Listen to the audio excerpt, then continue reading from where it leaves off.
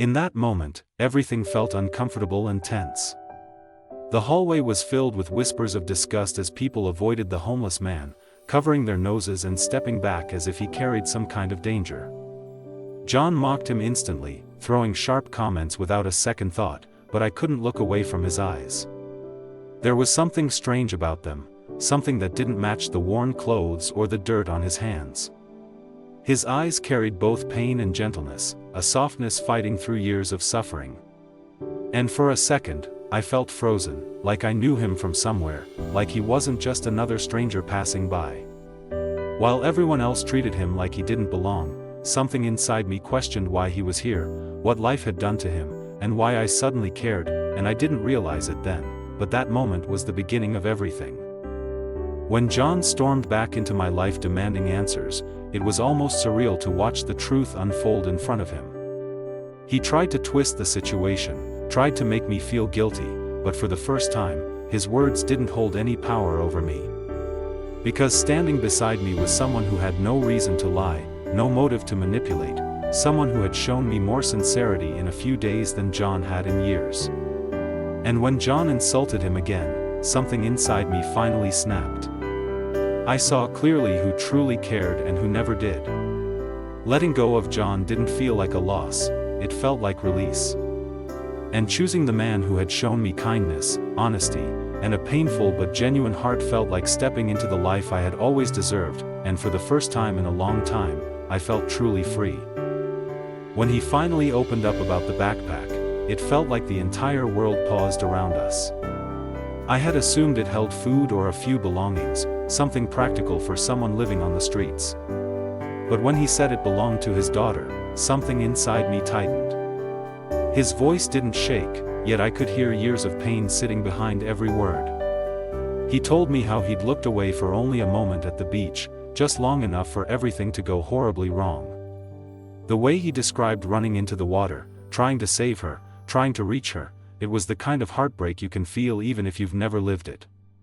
And after losing her, everything else in his life began to fall apart, his career, his relationship, his sense of purpose. That backpack was the last piece of her he still had, and suddenly, his entire story made sense. I wasn't prepared for the truth that unfolded next, and certainly not in the way it came to me. He didn't approach me with accusations or intentions, he simply repeated what he had overheard, almost apologetically, as if he felt guilty for knowing. Hearing John's Betrayal plans shattered something inside me.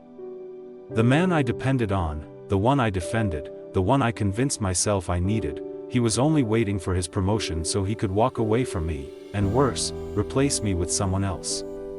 It felt like a punch to the chest, the kind that steals your breath before you even understand what's happening. And while I stood there trying to hold myself together, the homeless man wasn't smug or satisfied. He just looked at me with genuine concern, as if he wished the truth didn't have to hurt me, and in that painful moment, my illusions finally broke. I didn't expect to see him again so soon, but life has a strange way of placing people in front of you exactly when you're trying to forget them. When he returned, quietly standing at our door, he wasn't asking for money or sympathy, he was simply looking for his backpack. Something so small, yet he treated it like it carried his whole world inside. And once again, those eyes caught me off guard. There was a heaviness in them, but also a silent strength, like he'd survived more than anyone could imagine. As I handed him the bag, I felt an unexpected warmth in my chest, almost a sense of responsibility towards someone I barely knew. It didn't make sense, and yet it felt real. I didn't understand why I cared, or why his presence softened something in me that had been hard for years, but I knew this wasn't the end of our connection. John's reaction that night stayed with me longer than it should have. He didn't just dislike the man, he despised him, as if kindness was some kind of weakness.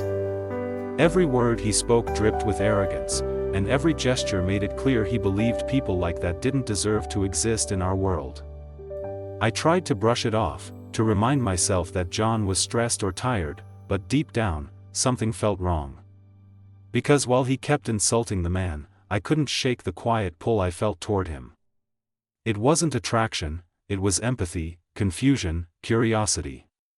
Why did his presence stay in my mind long after he walked away? Why did I feel guilty even though I hadn't done anything? I kept telling myself not to overthink, not to question John, but the truth was already forming inside me. Something in my heart had started shifting.